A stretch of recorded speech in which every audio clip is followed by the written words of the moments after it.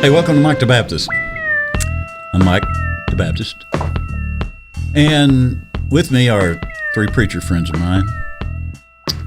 Michael Koontz is right here. Hey, Jackson. Thanks for calling me a friend. You're welcome. Well, you notice I paused. Yes, I did. Had to think that through. He choked a little bit. Not because I was wondering, it's because I threw that out there without asking first. If it was reciprocal. It is. You are my friend. You're my friend too, Koontz. Michael Koontz, good to have you. Thank you, Jackson. Friend of mine. Jason Ricciardi's a friend of mine. What's up? How are you? I'm doing good. How are you doing? Good. Jason and I share frivolous mindsets. We do. But we're also highly intelligent. You notice how I'm lumping myself right in there with you? One of us is, I don't know about the other. Well, that's what I said. Got one. But you're pointing over here, but I think it's you. Because you have some knowledge in there that I don't have. Well, unless you're just making it all up. Say that about all of us. Hey, you just say it and act like you're confident, and people believe you. Yeah, I know. I've been living that way for a long time. Anyway, good to see you. Good to have you here. Did I say your name, Jason Ricciardi? Yeah. Okay. Brother Hodo is H.D. Jones. Hey, man, how's it going? His name is not Hodo. His name is Hughley. Yeah. Hodo's better, huh? I don't know. I like them both. It's easier to spell. But Hodo's easier to say than Hughley. I get kind of tripped up when I try to say Hughley. I'm right. I mean, imagine being a kindergartner. Trying to say Hughley? Yeah. Because I want to put a in there somewhere. Maybe we're Jewish. The Hughley. I learned one Jewish word a long time ago. I heard some guy say it on the radio, and I thought, I'm going to learn a little Jewish. And I just learned one word. It was l'chaim, because you got to say that like you're clearing something out of there. L'chaim. That would be a little Hebrew. Well, that doesn't say learn a little Jewish. Everybody needs to know a little Jewish. You're gonna be maybe Jason is the smarter commerce or something. You got to know a little Jewish. The more we talk, the more we know. Okay, so what an opening. I'm a little uncomfortable with this. And right after Jason pointed across the table saying the intelligence was over here, nah. Way to prove him wrong. Yeah, way to clean that up. Clean up on Al Jackson. We got that one. Swinging and a miss. We got that one took care of. Just a bit outside.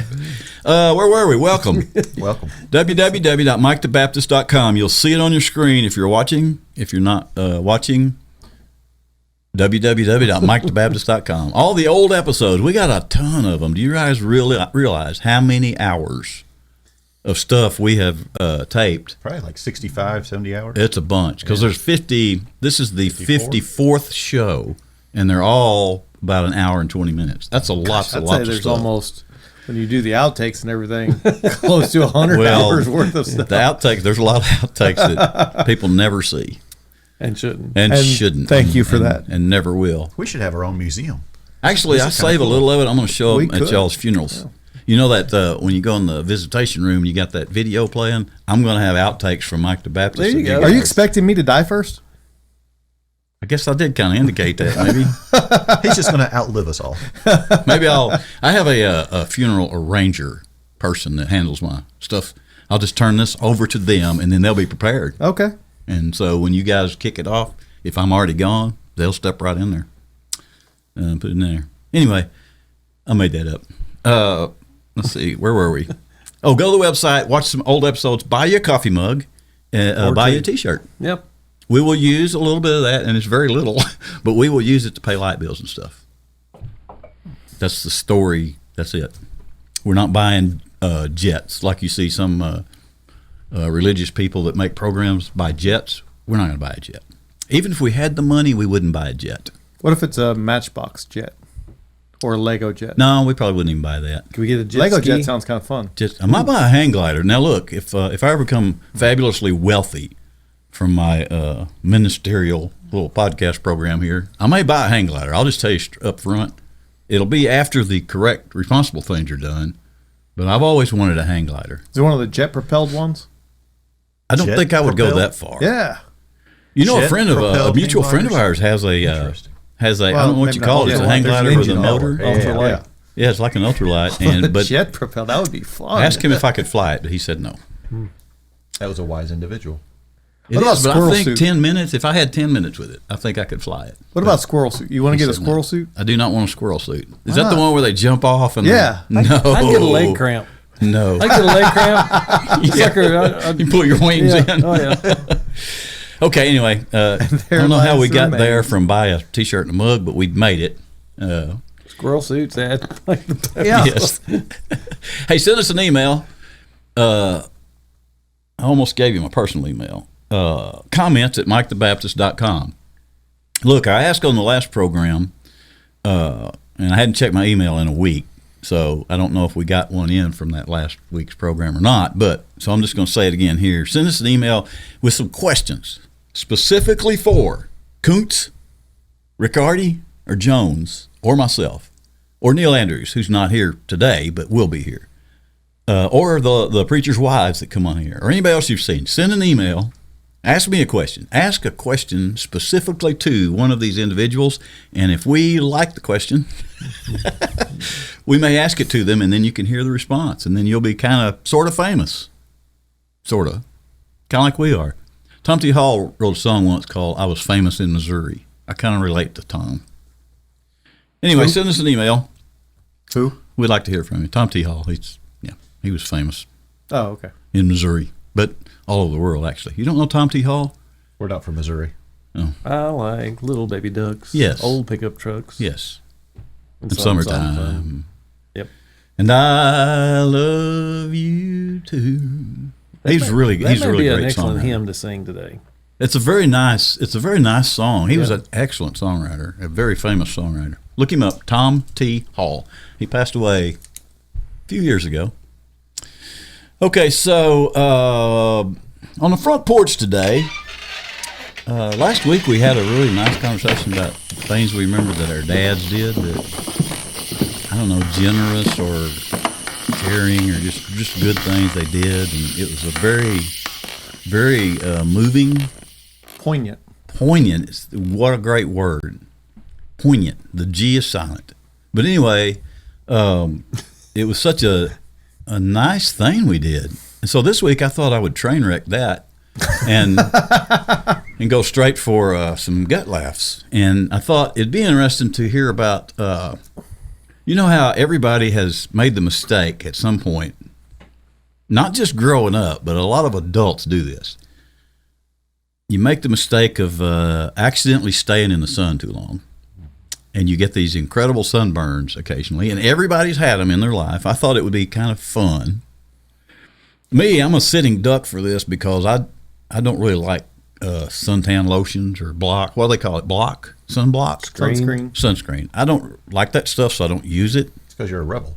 I am a rebel, You're and told it's good for you. I've always You don't want said, that. Koontz, listen, you can use this. I've always said you can't be different if you're not different. I'm just saying. It was either me saying that or Einstein could have said it, and he didn't, so I'm saying it for him. But anyway, so everybody has this incredible sunburn, correct? Mm-hmm. I think it would be nice to share with the listeners some of you guys' personal experience with bad sunburns. Now, I'm going to save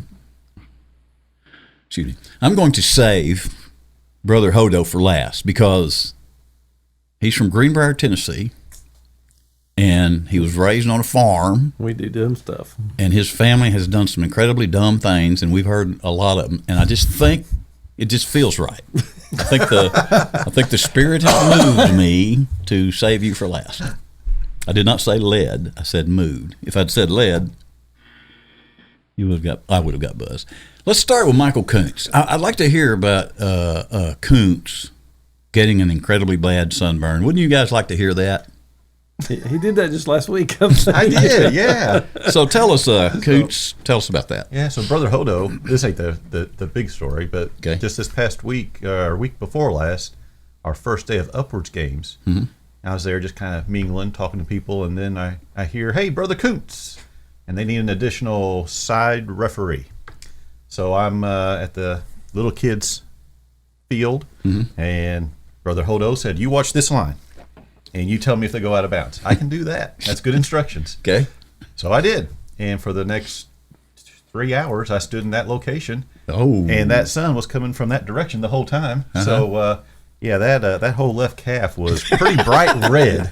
Just one leg. Yeah, it was funny. It's like we were leaving that day. It's like, yeah, I got to remember, sunscreen would be really good out here. And he kind of laughed about it. I sent him a picture of my sexy leg later that day. I was like, look at this bright red sucker. So I can send that to you if you'd like to include it on. You know, if you will send that to me, it could show up here. Yeah. yeah, I'm sure it could. We have editing capabilities. Upward, if you are not familiar with our little circle of church friends here, is a kind of a volunteer Ministry, football. It's a little ministry football league. Flag football. Flag football. It's very, very good program. Yeah, we It's had over 1,000 people there this past That's a lot of couple people. weeks. And most of those people do not go to church with us. They come and participate in the community. Yeah. That's what Upward is. When you hear it once in a while, and you'll hear that. Yeah, we kind of take that for granted. Yeah, you'll hear the Upward. Okay, But Koontz, my- that's not the real story, though, I think. My real good one is, again, as I've mentioned before on this program, the Koontzes would always have their family reunions in Knoxville, Tennessee. That has to be fun, just to be able to say that. The Koontzes. The Koontzes.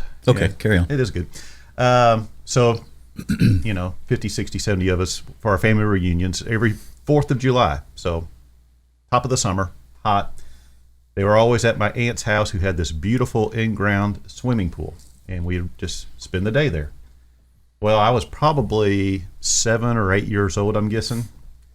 And for whatever reason that summer, at that family reunion, I refused to get out of the swimming pool that day.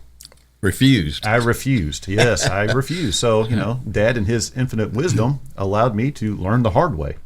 And I don't know that I ever put sunscreen on that year.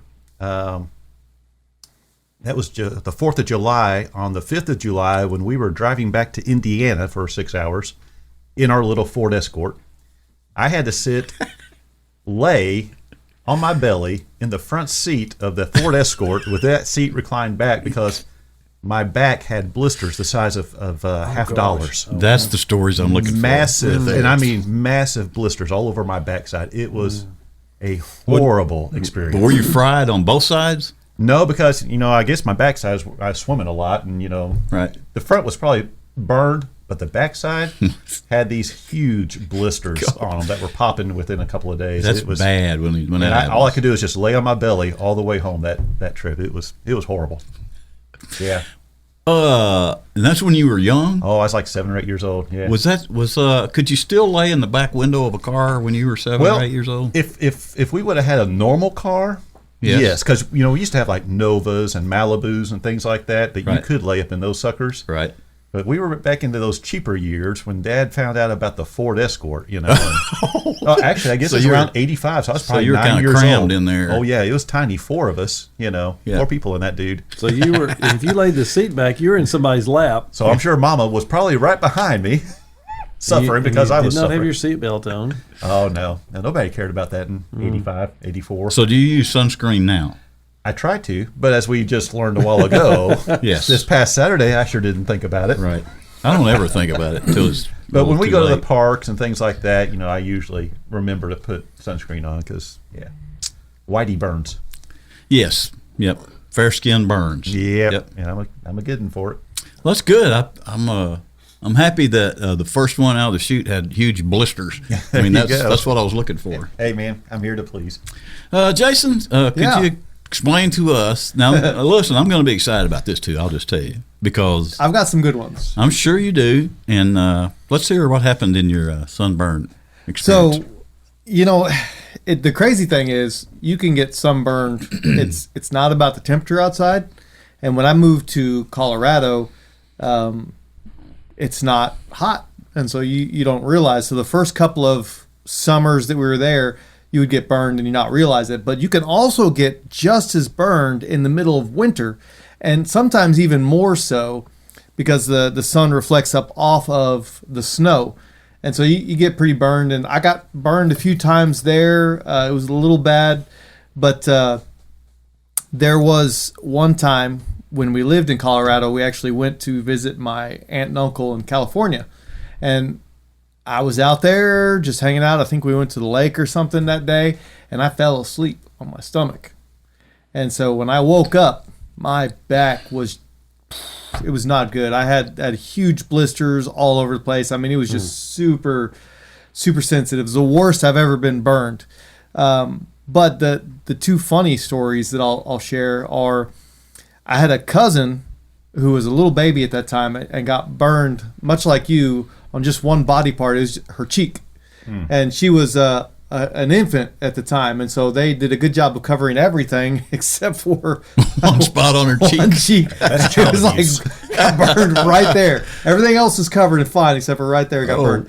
But the really funny one is, I was visiting some family, and in Marble Falls, Texas, there's this river that right there, and then there's these restaurants that are right there, and there's nothing special about the restaurants, but they were having some boat races.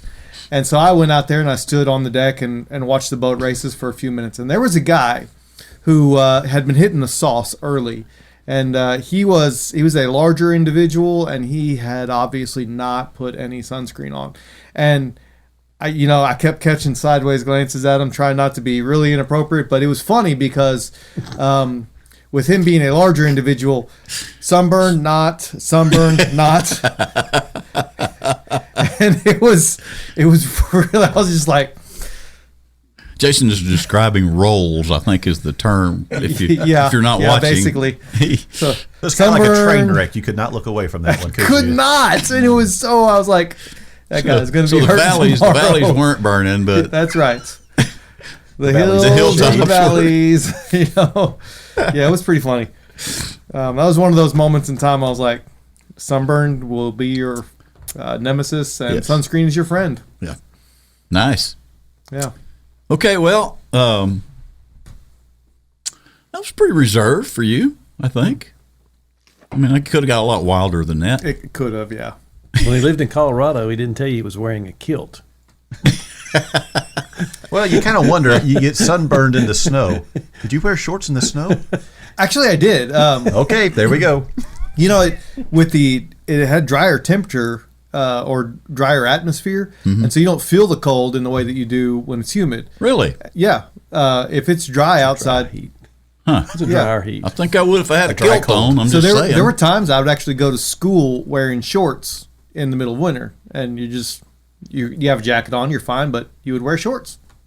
And sometimes during the day it would get so warm that you would actually take your jacket off. The temperature might be only 30, 40 degrees, but you'd get hot because the temperature. It's a lot different. It's If you hadn't very been out there, it's a arid. lot different.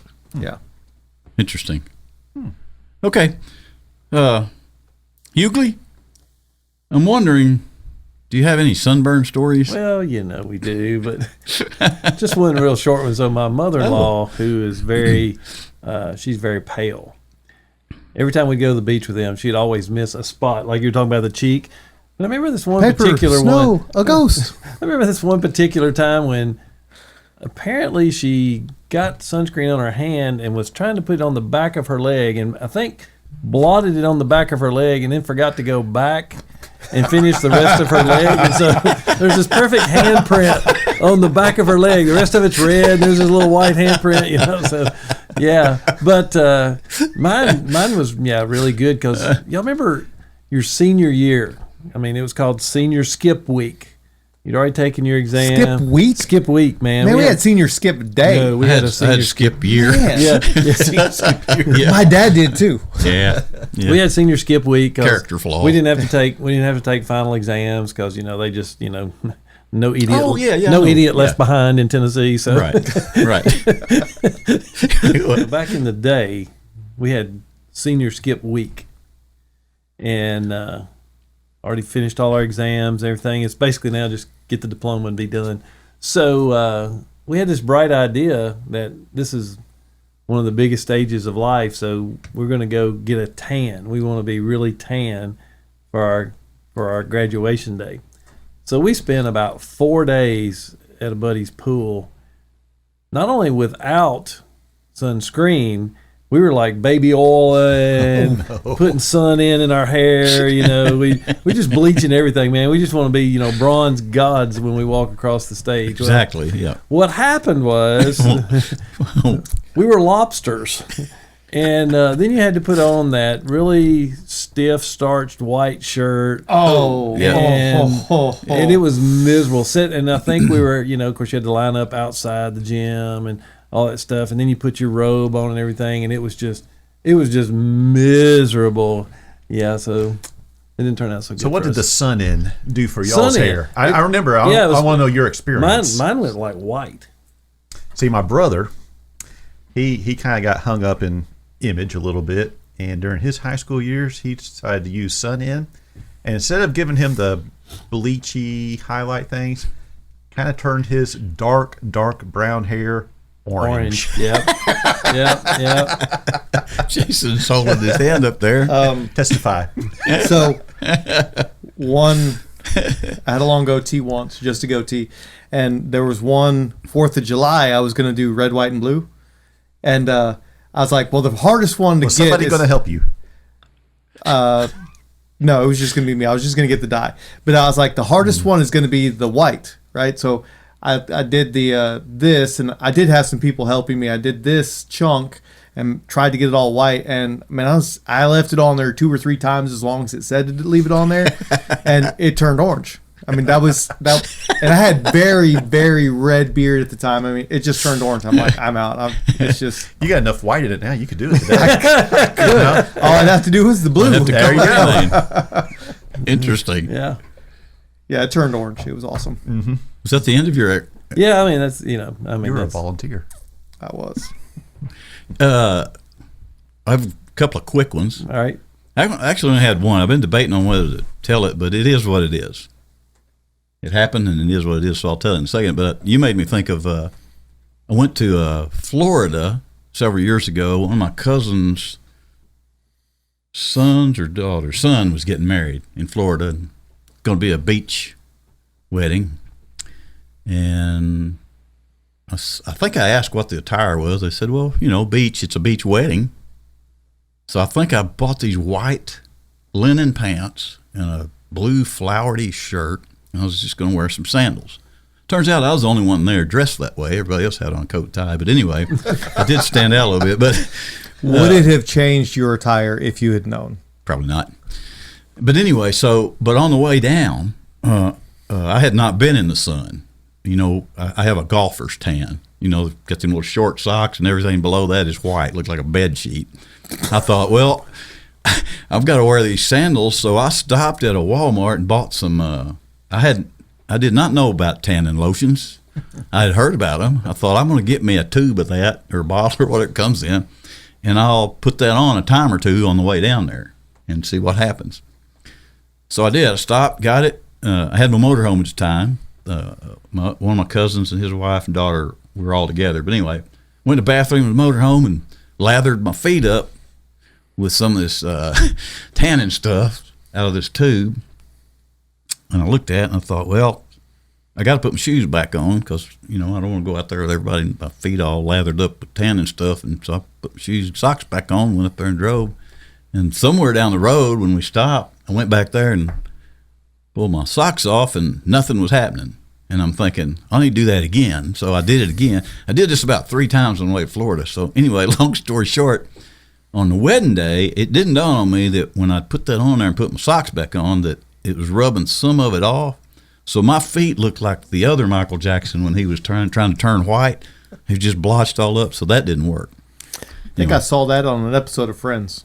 Did you? Yeah. Well, I happened in real time. Yeah. Ross went to a tanning booth, and you're supposed to go this way and then turn and get sprayed on the other side, and he did not do that. Turn. He got sprayed multiple times, and then he came back to another one, and then he turned, but they sprayed from the same side, and so he ended up just getting like 8 different shots of self-tanner on the front. And I will say back. this, I think, I didn't read the instructions properly, I guess, but I think once you put a layer of that on, you shouldn't put another one on right away.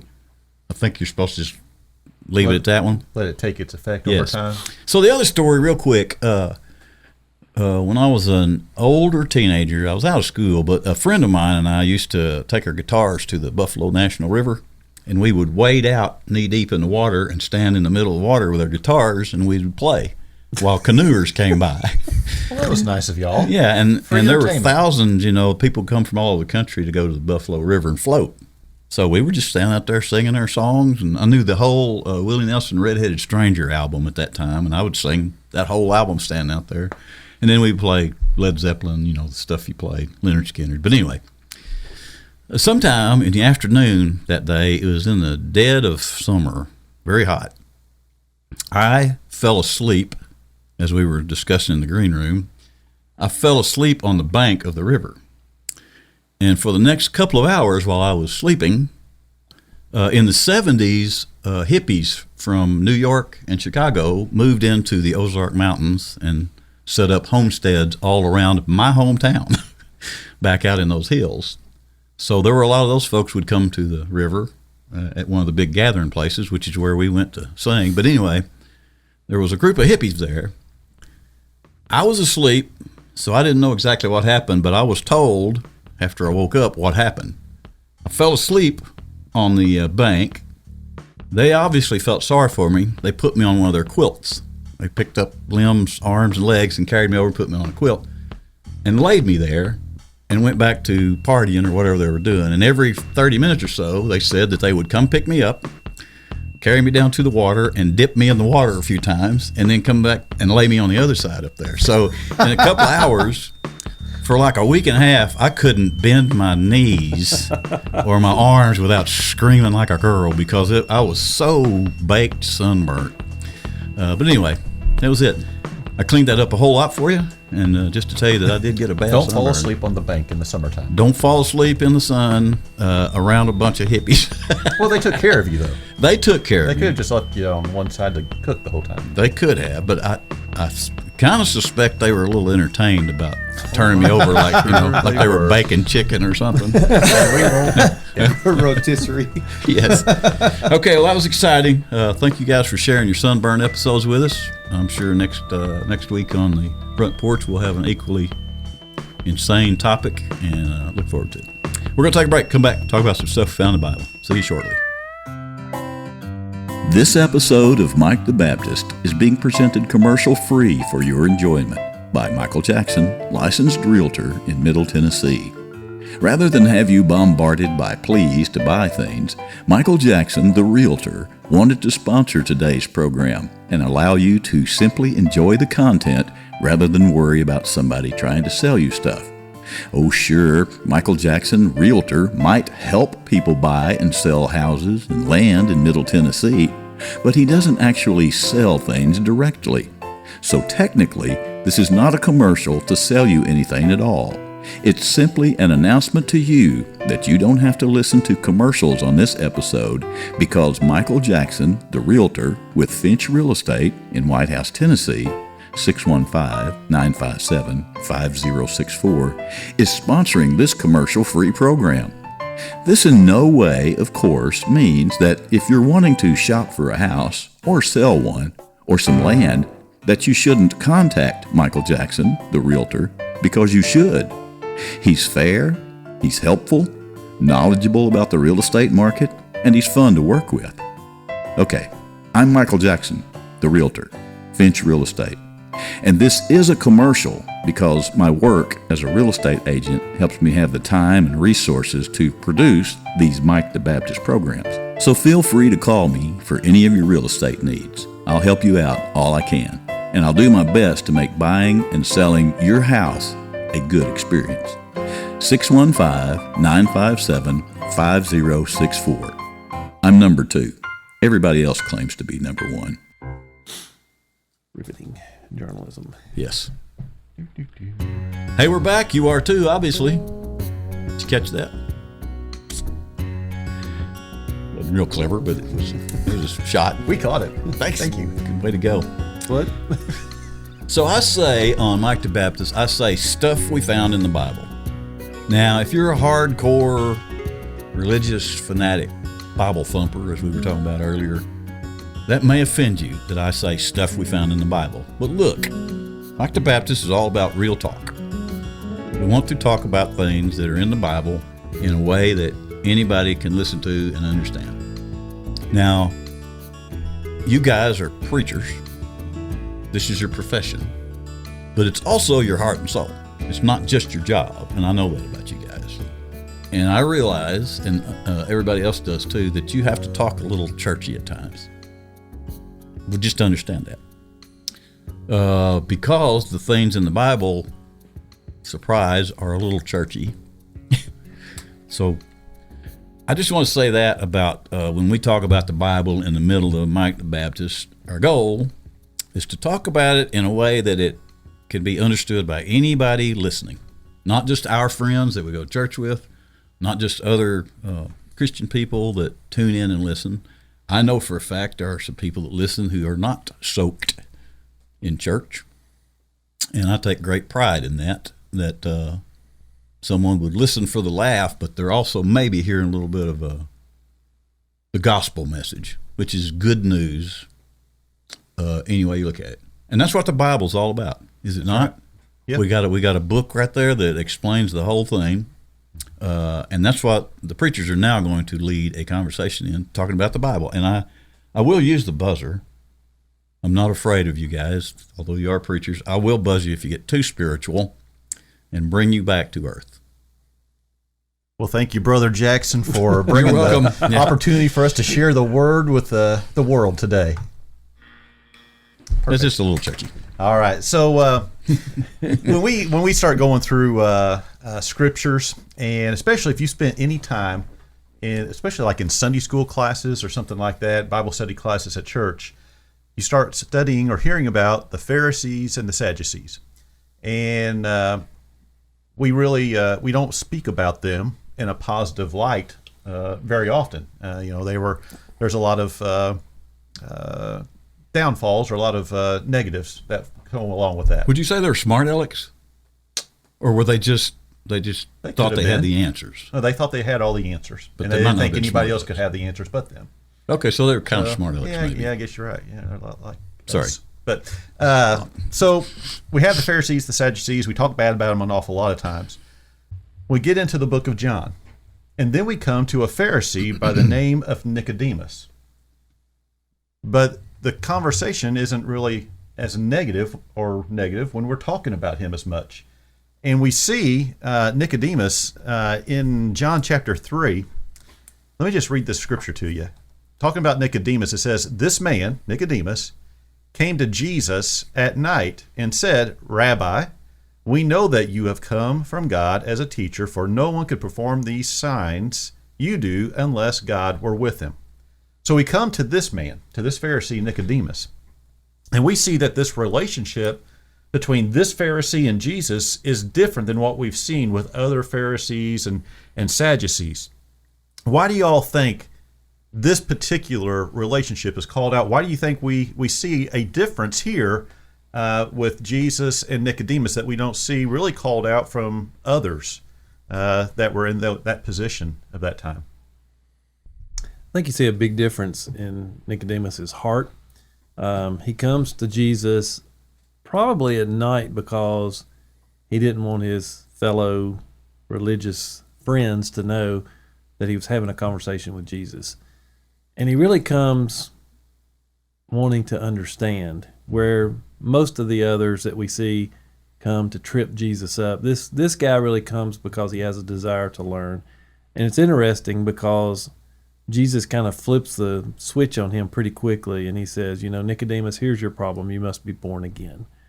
And Nicodemus is going back through all of his learning of what they had in the Bible, which would basically be our Old Testament. He's trying to think through the law, and haven't I kept the law, and haven't I tried to be pleasing to God, and aren't we God's people? And Jesus is basically saying to him, you're lost. And there's this beautiful conversation that goes on. And so, what a difference of heart it makes that this guy, he really wanted to know. And I think we do see that in a couple other places. Jesus will look at some of the guys that came, probably questioning him a little bit, being a smart aleck, but also wanting to know. And when they have that conversation, Jesus would say, do this and the kingdom of God has come near to you today, or do this and you will live. And so Jesus is not trying to make fun of them as much as he is just trying to get them to understand that just because you know a lot of stuff doesn't mean you're right with God. And I think we see that in our world today. There's a lot of people that just because you're popular, or just because you're healthy and whole, and just because you have money and you've kind of got life by the tail, doesn't mean that you're right with God. Right. Hey, isn't that kind of like with wisdom? You can have all kinds of knowledge, but if you can't use that knowledge in the right way, it's really not doing you a whole lot of good or people around you a whole lot of good. Yeah. Nicodemus is one of those good characters to study, though. And we see, some people are like, well, do you think he was a Christian? Was he really a follower of Jesus? And I would say probably one of the things that would lead me to say yes is that at Jesus' death, he came to request the body. Yeah. It was one of those disciples that helped bury him. And so At great cost. great cost to himself and probably reputation Yes. as well. Yeah. I think there's a lot to say about how he asked the questions he asked Jesus. You guys were both saying this, but the words can be the exact same, but the way that you ask it changes the meaning of it. Like if you approach God and your relationship with God is, why God? Why are you putting me through all this stuff? Has a whole different meaning than why God? Why are you putting me through this stuff? And it's your attitude, it's your posture as you approach your Savior, the maker of the entire universe, the maker and lover of your soul. And so I think that when Nicodemus entered that conversation, he probably wasn't sold on everything. So there's probably some, He was seeking it. like, what are you talking about here? There was skepticism, but he Yeah. was also coming not with a closed mind, but with an open mind. Like, Right. this guy might actually have something he can share with me. And so he was willing to hear the answer. And I think that is where we break a lot of times. That's where faith begins, kind of. Are you willing to hear the answer that you need to hear? And that's where a lot of people have already made up their mind, and why it's sometimes talking to a brick wall. You may share the gospel with somebody and they're just not listening because they've already made up their mind. And Nicodemus hadn't made up his mind. If you want to hear about this stuff that we talk about in the Bible, you can, if you want to. That's what you're saying, I think, is that if you want to, you probably will. Mm-hmm. Well, If you really don't want to, you probably won't. I think you said it, Jason, preachers are probably perceived as every time we go to McDonald's, we're trying to, give the gospel to the guy in the booth beside us. And maybe we should do more of that, and maybe we fail. But I'll tell you, I love when somebody comes and wants to ask me a question, because there's something going on that the Spirit is working on them, that their conscience is bothering them, or they really, when they're asking questions, there's a desire there. Well, it's the spirit of the question. Yeah. Sometimes, just like these Pharisees and Sadducees, they are asking questions to entrap. Right. But when somebody's sincere Yep. in their questions, and you love those opportunities because we're doing what we're told to do. We're making disciples. We're teaching. Yeah. What's the most famous verse in the entire Bible? Yeah. This John one 3:16. with Nicodemus. Yeah. With Nicodemus. Right. Yeah. For God so loved the whole world. The whole world. He even loved the Pharisees and Sadducees that could be such jerks. He loved even them, so much so that he came to live a life they couldn't live, die a death they deserved to die.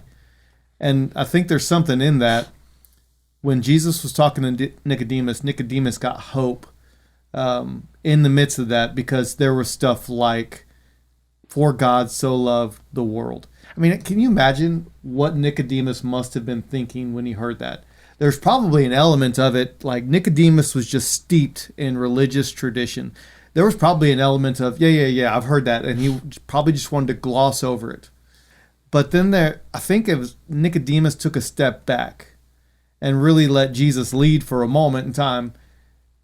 It probably gave a different meaning to Nicodemus when he heard those words. And probably as Nicodemus came back to that conversation in the future, he began to realize, and probably over the course of time realized, that there's just something different about this guy Jesus. Well, there's something that happens to us the older we get. We start thinking about there really is an end out here somewhere. And I'll just be honest. I mean, there's things in my life that I wish I could get a do-over. Boy, if I could just go back into this point in my life and get a do-over, I would do it differently. And you have to know that Nicodemus is thinking some of those things. He's listened to some of Jesus's teachings because he says, hey, there's no way you're here doing this without God's authority in some way.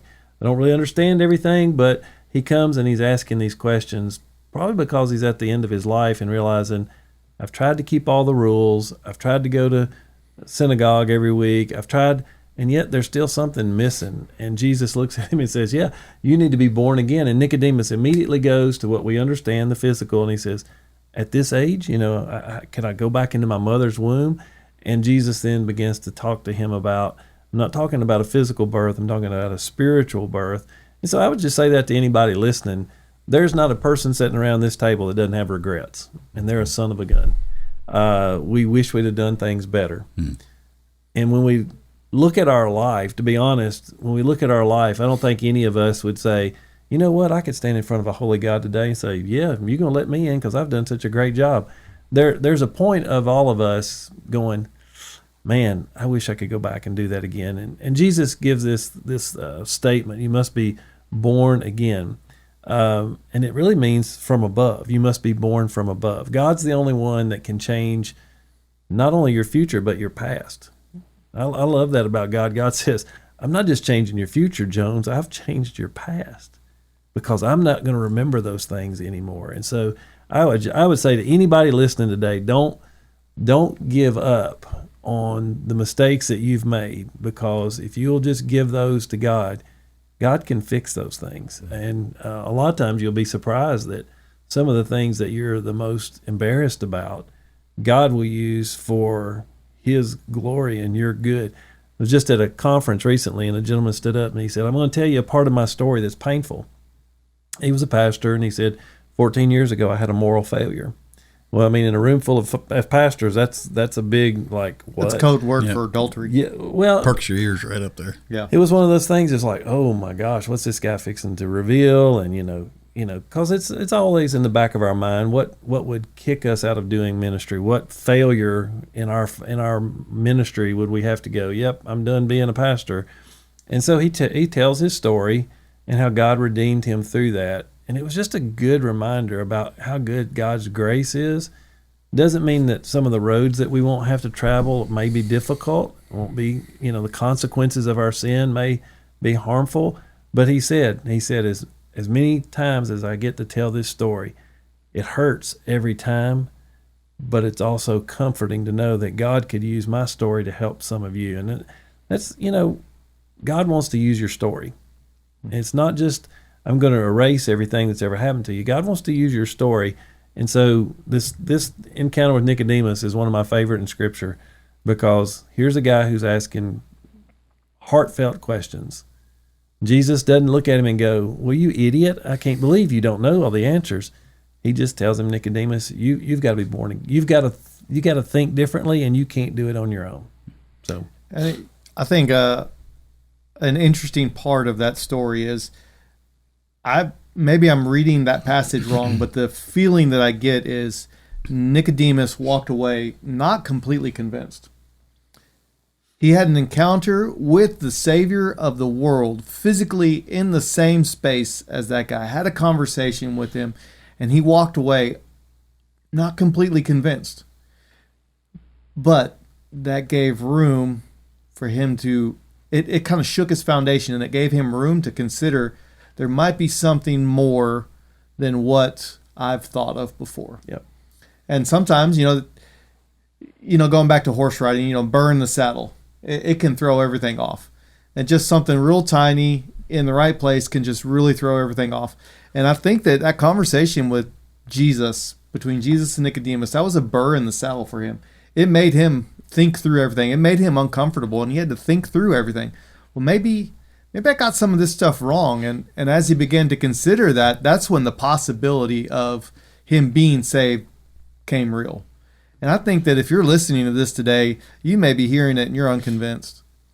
You're hearing this stuff and you're like, I've heard about this guy all the time, and I know some of the people that are supposedly, and I'm going to put air quotes around this, Christian, and they just don't really impress me at all. And are you really saying that millions of Muslims and billions of Hindus and all of them are going to go to hell, and it's really only through Jesus? I don't know. Maybe I'm unconvinced. Let me challenge you, if you're hearing this. Nicodemus was in the same space as Jesus. He walked away unconvinced. but he came back to it. Maybe, just maybe, in hearing this conversation today, you might be unconvinced, but just give room for God to speak to your heart. And I bet you if you do that, there's a possibility you may get saved and trust him the same way that we see Nicodemus did later on down the road. John's one of those gospels that I'll point people to that are, It's a great place. we're called searching. Hey, just go read John's gospel. I heard a great quote one time. A guy was in jail. A lot of times when you go to jail, people will come along and they'll give you a free Bible. And the Gideons give out little Bibles in the jails. And this old boy said, he goes, I could have cared less about God and Jesus and all this stuff. He said, but I wanted that free Bible because he said, them little thin papers, they make good cigarettes.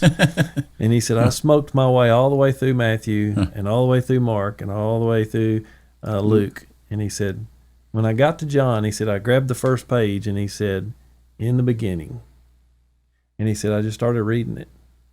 And he said, I never smoked another page in that Bible. And it changed my life. So, I agree with Jason. Go read Nicodemus' story, John chapter 3. You can do the Google and find John chapter 3 and read that. Another interesting character in this book is John the Baptist, where you get your namesake, isn't it? Mike the Baptist. Well, this was John the Baptist, and he's sort of the precursor for Christ. It's talked about in the Old Testament as the voice in the wilderness that's crying out and sort of laying the foundation for Christ in his earthly ministry. And John was a big deal. I mean, people were flocking out into the wilderness to hear him. He was kind of Out there. famous Yeah. in his day. He was out there. He was out there, but he was kind of famous in his day, and people knew him. He was controversial, but they were still going to listen to him. And yet, one of the things that we see in John's ministry is when Christ comes on the scene and John gets to baptize him, and he points to him and he says, here's the Lamb of God that takes away the sin of the world. My good buddy, Zed Cawthorn, who's in heaven now, he came to me one day and he said, you know why it says sin and not sins? I said, no, Zed, tell me why. And he said, because it's every sin. It's the sin of the world. He takes away the sin of the world. So here's the Lamb of God who takes away the sin of the world, all of it. Nicodemus, John the Baptist is pointing to him. And at that moment, John's popularity began to wane as Jesus' popularity began to grow. And John even said of himself, I must decrease so that he can increase. And one of the problems that we all face is our own ego. And how do we die to ourselves and make sure Jesus is the one that is seen, the one that gets the glory, and not make it all about us? Well, Yeah. it occurs to me that if we're all truthful, it is all about me. It's very noble to think that I could think about everybody else except me. I don't believe that about anybody. I believe when it gets right down to it, we're all concerned about ourselves. If you're not, I don't think you're taking care of yourself, personally. I think you can do both. But the part about the me that's obviously the most important is getting this eternal thing taken care of. That's not selfish. That's being introspective enough about yourself to pay attention to yourself long enough to do that. All of us here, I know all of you guys, and all of you guys would give the shirt off your back, as they say, if you thought somebody needed it. No big deal. That's thinking about other people. But at the core of who you are, you guys are preachers. You're in front of the public as preachers, and you're supposed to be totally selfless, but you can't be totally selfless. Don't give me that. You can't be totally selfless, because you have yourself to worry about and take care of. You can't worry about me. You can give me information, but I'm a little worried about you. You are a little worried about me. I'm trying to get back to a point. The point is, I think it's good to be honest and say I am a little about me. But I think that's healthy in the right way. God is about you, HD. if God is so overwhelmed about you and thinking about you, why shouldn't you accept that about yourself and say, okay, I'm worth that. I am. You don't have to turn that around and be conceited about it, but that's not selfless to me. That's paying attention to yourself. Because you're no good at all to anybody outside of you if you don't think anything of yourself. I'm sorry, you're just no So you good don't to need anybody. you don't need to be selfless. You just need to think of yourself less. Well, that's Okay, that's a good way to say that. That's an excellent way to say that. and that's all a part of our what we call our Christian walk. You know, as we're trying to live according to what the Bible says, what God's told us to do. You know, just like John the Baptist said, I must decrease so that he can increase. We have to work on that day in and day out, because we could sit around the table and talk about ourselves for an entire episode if we wanted to. Mm-hmm. But we have to less about us and talk more about him. He's what matters. I think we all get around to that, Koontz, but so maybe I view like you guys' job different than you do, because if you were boring, I'm not going to sit around and listen to you. No, God gives us these life experiences Yes. to share, Yeah. and people can learn from us, but we got to make sure we use those life experiences to point people to Jesus. You do. But what I'm saying is, I'm just encouraging everybody not to think so little of yourself that you forget that God made you the way you are. Like John the Baptist, the way I read it, he was a little bit kind of not crazy, but he was out there. You know, he lived different than everybody else, but that drew attention to him, and I'm sure it made people curious about this guy. If John just stayed hid because he thought, well, I don't need to be bringing any attention to himself and all that, there wouldn't be a John the Baptist. Am I making any sense? I know I'm kind of explaining. Well, there's in a false big there's circle. A false, there's a false way of thinking about yourself where you're always just trying to put yourself down so that you can seem more pious. I guess I don't know. It's just that's exactly what I'm talking about. And You can put yourself down too much. Well, you think about what Jesus said: the greatest commandments: love God and love others as yourself. Love your neighbor as yourself. Man, you're coming through, H. That's two in a row. You're coming through. Well, I woke up. I had some coffee. Thanks for that, by the way. He should try that. There's this reality that we should love ourselves because we've been created by Him and for Him for a purpose. Where John was getting to, and what we're trying to talk about is how do we not get caught up in the hype that it is all about us and not about helping other people, because we're confident in ourselves, because we realize what God's done for us and shown us. You don't want somebody to stand up there to preach or sing a song or whatever. Poor pitiful me, nobody look at me, and that would just be bad. You have to be an interesting person. I think you do, but you are automatically if you're just who you are. Right. The way this is the key to me. The way God put you together. Correct. Not the way you put yourself together, but the way God puts you together. I make people laugh, and I know it, and I'm comfortable with it now. So I'll let it happen. I don't try not to do that because I want you to laugh. Yeah. I think it's good for you. I want you to. So how do we have a healthy ego? So humility is not thinking less of yourself. It's That's thinking the word. rightly Thank of you. yourself. The false humility. That's the Yeah. word I was there are looking for. so many I thought you good did say things that, coming right? out here. Humility is not thinking less of yourself, or less of yourself as if you're a world-class musician, you're lying if you say, oh, I'm not really that great. You're lying, literally, and that's a sin too. Humility is not, I'm not really all that great. It's thanking God for what He has given you. It's redirecting your skills, gifts, and talents back to the one who gave them to you. So let's put this. We've been talking theory about this particular question here. Let's put some meat on that skeleton. So here we go. Let's use an example. Let's say you're at work and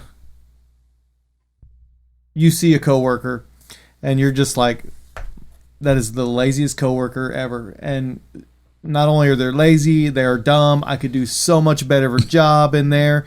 And maybe they got promoted above you. John was very good at his job.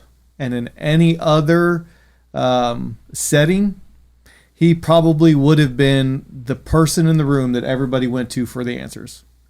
That was John. But when Jesus came on the scene, John didn't say, I'm no good, I'm terrible, I'm horrible. He said, hey, I'm not the one with the answers. Let's look to that guy right there. And so let's put some practice to this theory. What are your thoughts and emotions when, where do you get angry? Where do you get frustrated? And is there a tie in that moment in time when you're angry and you're frustrated to something where you're like, I'm not being honored. I'm working hard. I'm trying all these things. I am the hardest worker in my environment. And if you get to that place, is it maybe that you're more concerned with a loss of prestige for yourself? And we see John, man, he was just a picture of the true Jesus. He was just a picture of that. And when the true Jesus came on scene, he didn't point to himself. He pointed to Jesus. So when you complain, you're more concerned about what other people think of you than you are what God thinks of you. Well, yeah. I think that's probably where a lot of this stuff comes from. We're so selfish, so self-centered that we get angry and frustrated when we don't feel like people are honoring us the way that we should. And this manifests itself in so many different ways. You see it in family, when people get into fights in the family. Husband says, I work hard all the time and I do all these things and I expect there to be just this one thing. I don't ask for much. I expect this one thing when I come home. That's really frustration that he doesn't think he's being honored the way that he should. And when a wife on the flip side says, I do all these things to keep the house running. I can't believe I do this. I cook, I clean, I walk hand and foot after you, and all I expect is just a little bit of thanks. Same thing. Sounds like a voice of experience here. That's like, did that just happen before you came here? I'm picking up some reality. You were just at home before we had this episode. Did you all just have this conversation? Nobody was at home, and no, this is not a particular moment in time I'm thinking of. It wasn't your typical Jason story because he had these expressions that were like serious. Yeah. I mean, okay. And that's just... We just noticed, Jason. No, it's because we're self-centered. Yeah, I think at the end of the day, it's hard not to consider ourselves. It's hard not to love ourselves. It's hard not to want the best for ourselves. But this idea of being a disciple of Christ is this idea that, you know what, my dreams are not as important as what his dreams are for me. Mm-hmm. My thoughts are not as important as his thoughts. And I don't think it's that we should never have any of those thoughts. You're not human if you don't come home sometime frustrated and go, all I ask for is this one thing. Yeah, let's be honest. I don't ask for much. Let's be honest. I told y'all that was my Coke. Who drank my Coke? We have all those things in our life, but are we really dying to self over and over? I know Dr. Billy Graham said one of the biggest concerns he had in his own ministry was, he said, every time I drive into a city and it's got my picture and my name on a billboard, I have to remind myself, Billy, nobody's coming to see you. They're coming to see Jesus. You just happen to be the person that gets to talk about him today. Exactly. Yeah. And I think we as pastors, it's real easy to look across our denomination, across our city. I wish I had that church and had that guy's got book deals and that guy's got, they've got a big budget and this guy's got an entourage. He's got everywhere he goes. There's people that go with him and people buy him lunch all the time. And boy, if I was just that guy, then I'd be doing ministry the right way. And that happens in all aspects of life. So I think it's just that idea again of being comfortable in our skin. Is that kind of what you were talking about? I think that's the way to explain that. Being comfortable with how God made you. That's the key to me, to remember. I realize about myself, I'm aware enough to know that I'm a little bit different. But I don't believe that's something I made. I believe God made me the way he made me. And I've grown comfortable in accepting that. Yeah. Charles Stanley once said something about people used to compliment him a lot, and he said he was uncomfortable for a long time, but then it dawned on him that what he should really be doing is when somebody compliments him, he should say, thank you, because they noticed, not make a big deal out of it. And I really liked the way he said that. And I come back to the Criswell guy in Texas that said, I'm a creative person. I create things. And I created things for myself all my life. But then it dawned on me when I heard Criswell say, God didn't make everybody the way he made you. And the things you do, he didn't make them so you could sit around and entertain yourself. He made them so that you could help somebody else that doesn't do that see what he's showing you. So you're sharing and we're talking about personalities is what we've been talking about here. And I'm a firm believer that you should be comfortable with your personality. And I think that God will use your personality, Jason, to talk to people who are interested in your personality, where they might not be interested in mine or Koontz's or Brother Hodo's, but I believe he uses your personality, and you can't just sit back and, like H said, be so humble about it that you just disappear and not allow that personality to be used, because you didn't make your personality. No. It came from somewhere else. That's the funny And most thing people about are saying, thank you, God. That oh, we're happy. We're happy here at MTB that he made you. So, my whole spiel, I just think you should be comfortable with who you are. So this brings up an interesting thing. We've looked at this from a lot of different angles. And in Romans 6, 1 through 14, talks about this new life with Christ. And so that gets me to thinking, how does this new life in Christ actually have an effect on us? How does it change the sins that you used to struggle with in the past? Do you still struggle with them now, or do you struggle, the fact that you struggle with them now at all is actually evidence of God working in your life? Because before, maybe you didn't struggle with them. You're just like, well, that's good, normal, healthy, let's go ahead and do it. And now you're struggling and you realize that I shouldn't be doing that. Or maybe you struggled with it in the past and now maybe he's gotten you past that. Or maybe there's just a change to your desires. And this new life in Christ, I think, in my life, he has really changed some of my desires. When I was 20 years old, when I was 18 years old, 17 years old, I thought, you know what, if I just put 10 pounds on a year for the next several years, I could play pro ball. I wanted to be a football player. Every boy in Texas grows up thinking they're going to be an NFL player. And I thought to myself, I could put on 10 pounds a year. That's not a whole lot. It's just a little bit. I could just hit the gym and put all that work in and do work, son, and just be ready to go. And that's not the plans that God had for me in my life. And then when I was 20, I thought I want to be a computer programmer. And I actually got a computer programming degree. I had a job that was there for the taking, where I would have made a good living as a computer programmer. My desire was to be young and athletic forever. My desire was to make a lot of money doing something that was easy to me. And now I work in ministry, and I thought that those things would make me happy. But I find that walking in God's will, the things that he gifted me with are still with me today. But he's changed my desires. My desire was to be able to play pro football so that it could be like, people look at me, look how awesome I am. My desire was to be a computer programmer so that I could make lots of money. Well, I still have to be athletic because I work with students. I have to be able to run around with them and play with them. My desire to be healthy and whole and still go to the gym is partly to deal with stress, but partly also so that I can still do the job that God has called me to do. I love computers and technology, and I thought that was a wasted 3 years of my life getting that degree in computer programming. But I see now, because God has changed my desires, that he was actually just preparing me through my circumstances to be more useful and effective for him in the future. And that's kind of what this new life in Christ will do for you. He'll change your desires. Maybe he'll help you get over sins of the past. Maybe he'll actually help you understand that something you're doing in the past is sin and you'll still struggle with it now. Maybe he'll just change your desires. Maybe he'll change your focus on what it is that you're doing. But what are some of the ways that you guys have seen or maybe experienced in yourself where you can offer yourself as a living sacrifice to God? And how has grace made that possible for you?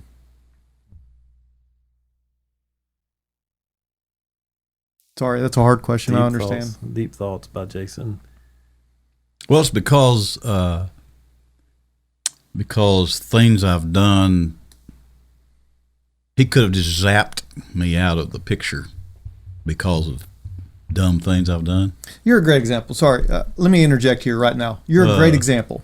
Okay, I'm afraid of this. You have told us in the past Yes. that you wanted to be a musician. You wanted to make it big. Yes. You have told us in the past that you wanted to be an artist. Yes. Right? Yeah. Your desire in those things was for yourself. It was. You're knowing you now, man, God has just flipped that desire in you. He still gave you the gifts and talents that you had. And man, the stuff that you have done in the children's wings, and I say wings because you have done it multiple times. And even in the student wing, you gave us the idea of how to make it cool. And that is a huge way that you have had the opportunity, because God has flipped your desire Totally flipped. from yourself to honor Him. And musically speaking, you've probably had more of an impact on people's lives through just the stuff that you have done with Acoustic Christmas and sharing the gospel message through that than you would have before you really gave your heart to God. I think so, because I have friends that went down other paths than what I wound up on, and didn't turn out so good for them. And you know what? I'm content. I'm happy. You guys know there's a musician that just died a few days ago. Yep. Jimmy Buffett. Well, no, I was he actually also Gary died, Wright. but no. Gary Wright died. This guy was Smash Mouth. Yeah. And they were big when I was in high school, and he died at 56, liver failure. He had probably what everybody wanted. And usually you die of liver failure because you've been killing yourself slowly over time. Yeah. He had everything that he thought he wanted, but the desire was probably for himself, and it probably destroyed him over time. Man, what God could have done in that guy's life if his desire hadn't been for himself but for others.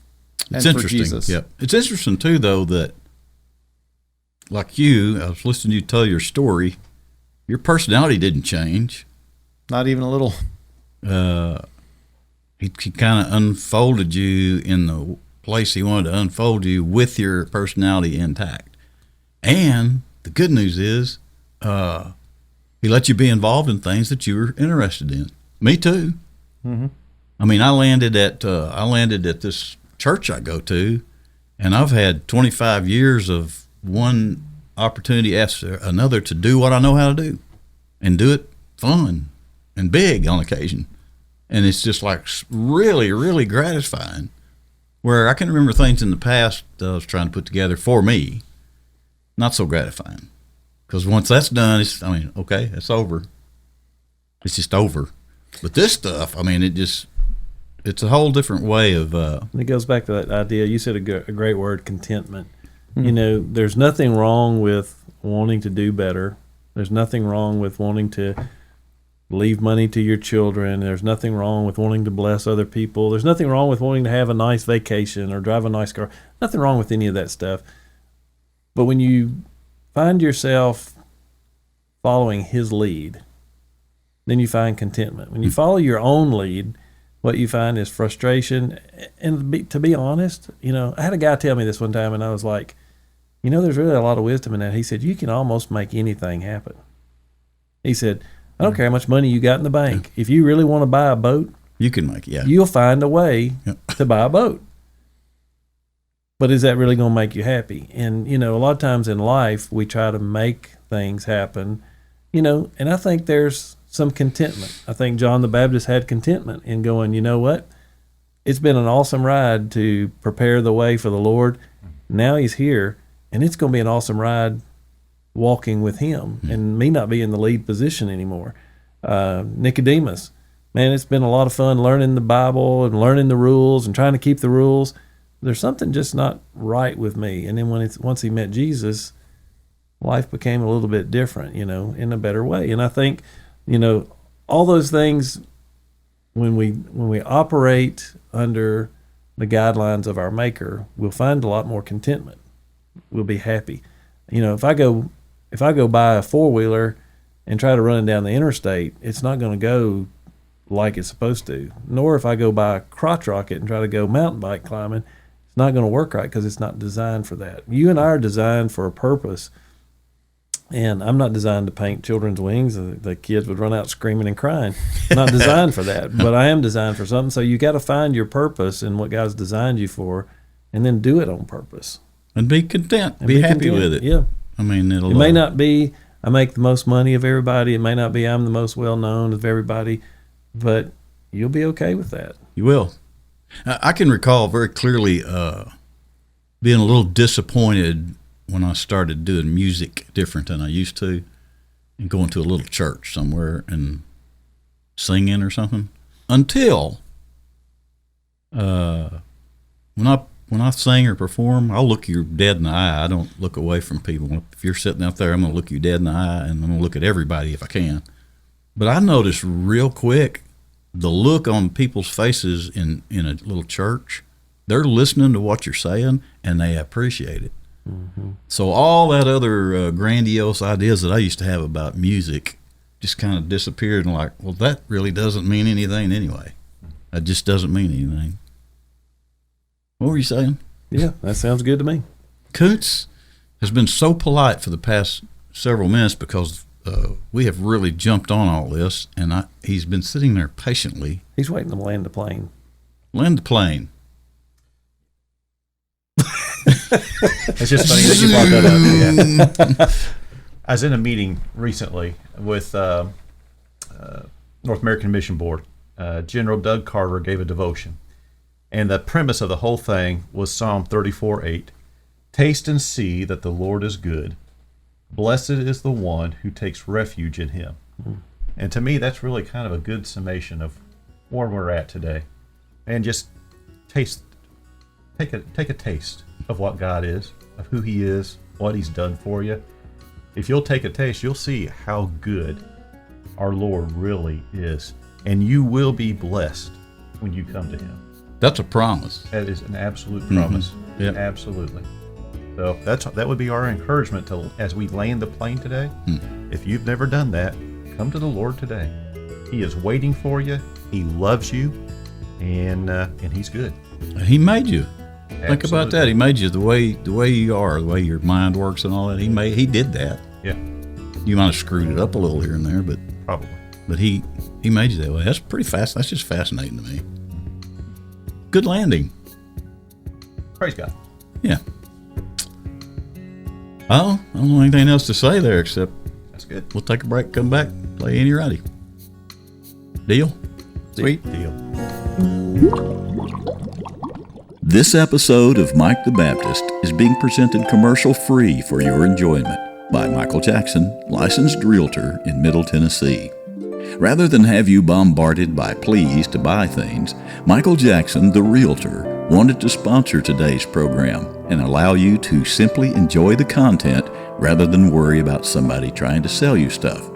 Oh sure, Michael Jackson, realtor, might help people buy and sell houses and land in Middle Tennessee, but he doesn't actually sell things directly. So technically, this is not a commercial to sell you anything at all. It's simply an announcement to you that you don't have to listen to commercials on this episode because Michael Jackson, the realtor with Finch Real Estate in White House, Tennessee, 615-957-5064, is sponsoring this commercial-free program. This in no way, of course, means that if you're wanting to shop for a house or sell one or some land, that you shouldn't contact Michael Jackson, the realtor, because you should. He's fair, he's helpful, knowledgeable about the real estate market, and he's fun to work with. Okay, I'm Michael Jackson, the realtor, Finch Real Estate.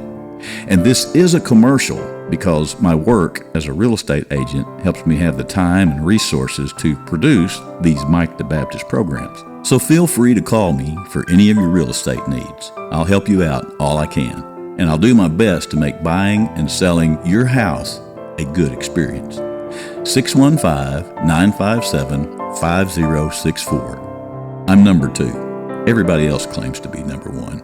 Hey everybody, it's time to play America's almost favoriteest new game show, Inny or Outty, where we challenge our guests to figure out if a phrase we give them is actually in the Bible or out of the Bible. Sharpen your wits, guest. You're about to be in the hot seat of Bible stuff, because you're the next contestant on Inny or Outty. Here's Mike. I don't know what people did before Inny or Outty. Do y'all? They had a boring life. Yeah, It had to have been absolutely boring. TikTok and all that craziness. Just nuts. Yeah. Inny or Outty is showing up at gatherings. I hear about it fairly regularly now. That's another good word. That's not a comfortable. That's not a comfortable word to Get say. some right there. Metamucil, you'll be a little more regularly. This is already getting off to a really rocky start, but Anyway, where were we? should be fun. We're going to play Inny or Outty. Simple little thing where we How's that work? we throw something out, Okay. Depends on what Word, kind of belly button you have. phrase. Is it an innie or an outie? something like that. But anyway, and then you guess if it's in the Bible or out. Inny or Howdy. see? Don't even have to explain it. That's pretty simple. So in the power seat today are Jason and HD. Wow. Should be fun. Let's see. Are you ready? Oh, sure. What the heck? That's what I was thinking. So, it's flipping through like some old movie channel. 1955, John Steinbeck had this movie called East of Eden. Okay. The title, East of Eden. Yes. Did he get that from the Bible or not? East of Eden. Okay. Okay, Jason knows something. What do you got, Jason? I don't know if the exact phrase "East of Eden" is there. I think it is, but that's a reference to when the son of Adam and Eve that murdered, when Abel and Cain, that story, Cain had to go to the land east of Eden, Nod, the land of Nod, and it was east of Eden. And I'm not sure if the exact phrase "East of Eden" is in there, but it's a reference to that.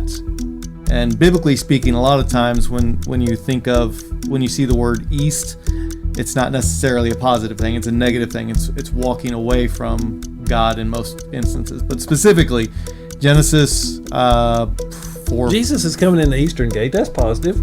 Yes. Okay. Just It making is sure. kind of positive. Yeah. Sounds positive. I just But if you leave Israel and you go to the east, it's usually seen as walking away from God. Anyway, East of Eden is a reference to, I think it's Genesis 4, Cain and Abel story, 4 or 5, somewhere in there. What's fascinating is this is exactly what I was thinking. What Jason just laid out. That's amazing. I think we all were. Although, I thought the word nod came from like a Harry Potter movie or something. I thought that was in like Rudolph the Red-Nosed Reindeer. Something like Was that the 13th reindeer nod? Winking, blinking, and nod. That wasn't He was reindeer, scheduled though, to go was it? that day, but he Was fell that asleep. reindeer? Not at So all. Did I say something wrong? No, but that sounds kind of familiar. That's weird. Winking, blinking, and nod? What is yeah, that? it's a children's story. It's not reindeer. No, it's a children's story you read, and then they go to the land of Lincoln, Blinken, and Nod, and by the time you read this repetitive story, they're supposed to be asleep by the time you get to Nod. These are such He was just insane about snoring over here. conversations. Yeah, I know. Me just explaining it, he's like, yeah, I'm falling asleep right now. No, actually, I snorted because I was kind of laughing a little. Oh, it sounded like a snore, but okay. I was like, So what's the question? I don't East know. of Eden. East of Eden. East of Eden. Is that Boy, I tell you what. He it's- went to the land. I think it's in there. I think it's. I'm thinking it is as He well. went to the land east of Eden. He went to the land of Nod. I think is how it goes. I don't have a clue. My gut says yes. Well, boy, I don't tell have you a what, clue. if we're agreeing with the gut, it's a good day. We have a gut agreement. Good day. It is a good day. If It it's not in sounds- there, then we need to talk to God As about long as he this. doesn't have indigestion. I'm hungry. Well, I'm almost hangry, but I'm not quite angry. I'm now just it's hungry. Starting to go downhill.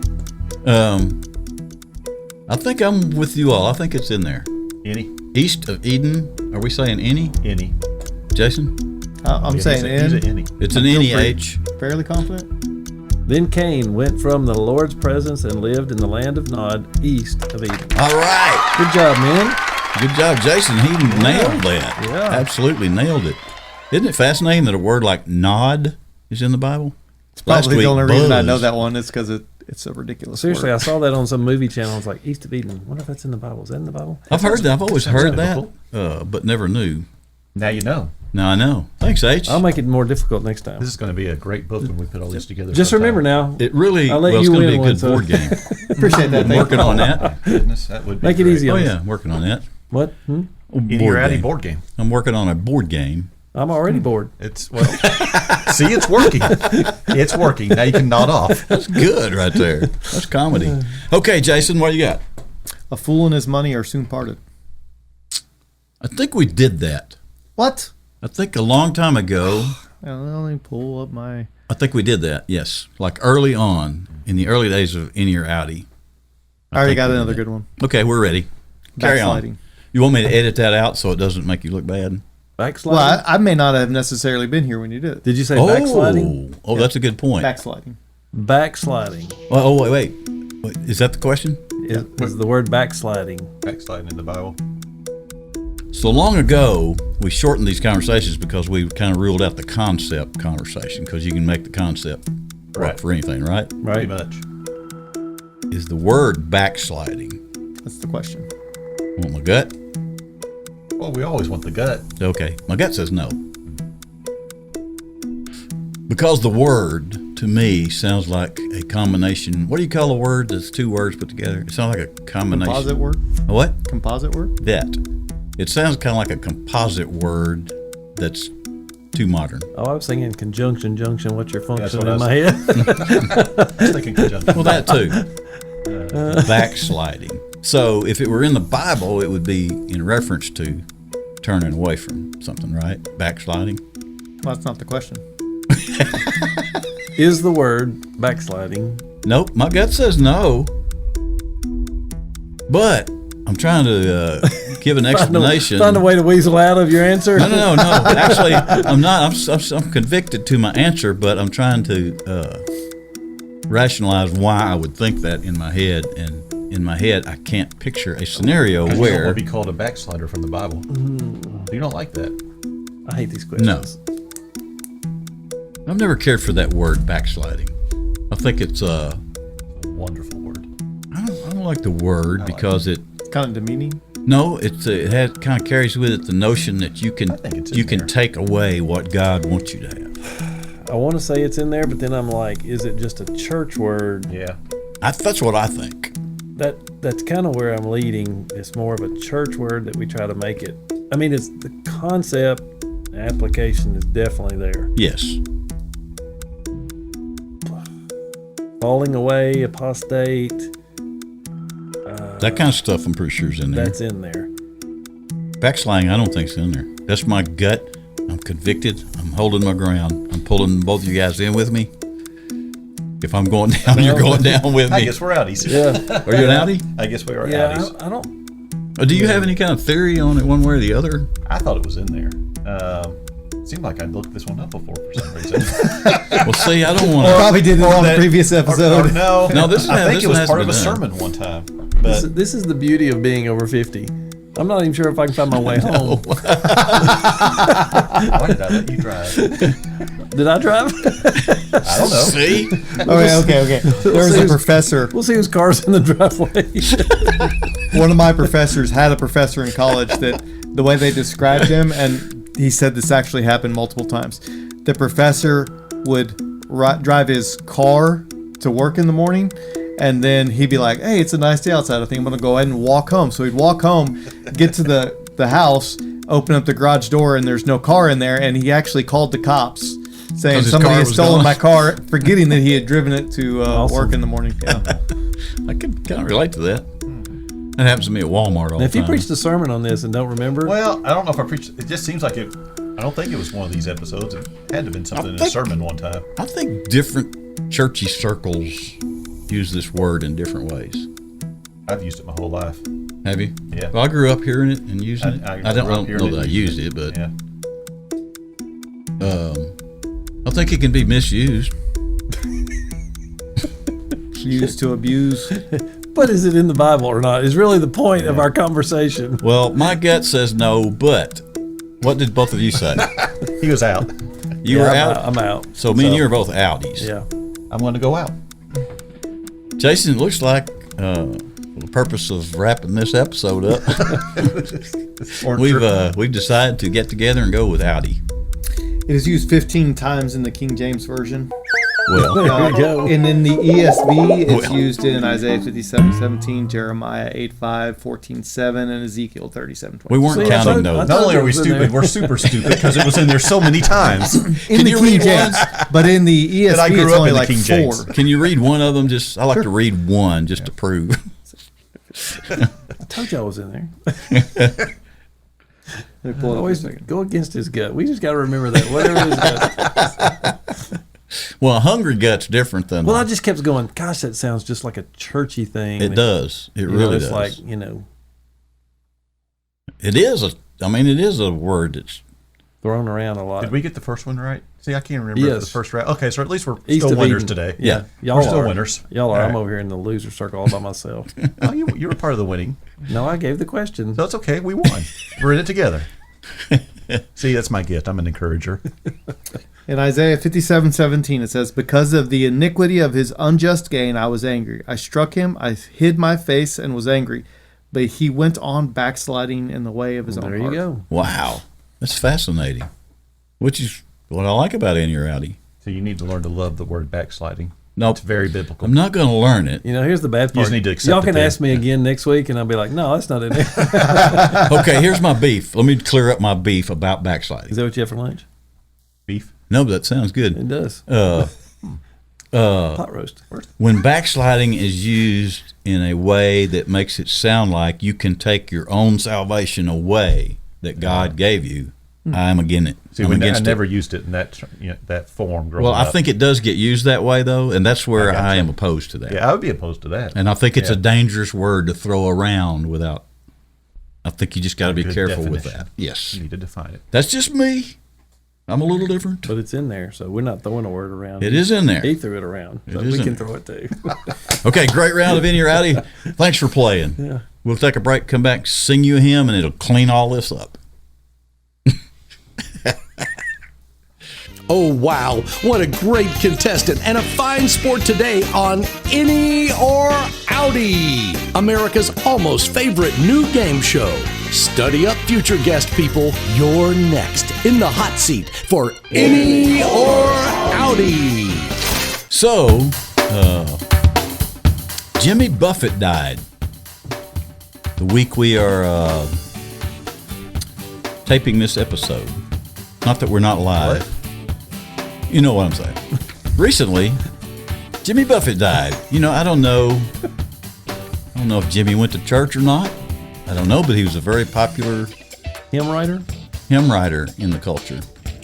And, several music type people this same week have passed away.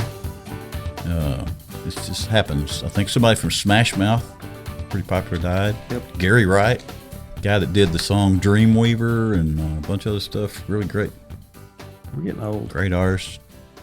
Either we are or they are. I don't know. Either Yes. way, But Jimmy Buffett died of skin cancer, and since we started off our session on sunburns. on sunburns, it kind of made us a little nervous. So use sunscreen. And I'm hungry. Yeah. So this hymn, today's hymn is number 101 in your Mike the Baptist hymnal. Break that sucker out and sing along with us as we close this great spiritual episode of Mike the Baptist on a happy note. It is a happy note. Nothing wrong with happy music. I'm glad that there are people on the planet that have made people happy with their music. That's all I got to say. Hymn number 101 and back Mike the Baptist hymnal. Tried to amend my carnivorous habits, made it nearly 70 days. Losing weight without speed, eating sunflower seeds, drinking lots of carrot juice and soaking up rays. But at night I had these wonderful dreams, some kind of sensuous treat. Not zucchini, fettuccine, or bulgur wheat, but a big warm bun with a huge chunk of meat. Cheeseburger in paradise, heaven on earth with an onion slice. Not too particular, not too precise. I'm just a cheeseburger in paradise. I'm just a cheeseburger in paradise. Thanks so much, folks. We'll see you next time. From all of us here at Mike the Baptist, Jason Ricciardi, H.D. Jones, Michael Koontz, and myself, Mike the Baptist. We're all just Christians Trying not to cuss. Thank you so much again. We'll see you next time. That's it. That one scared me.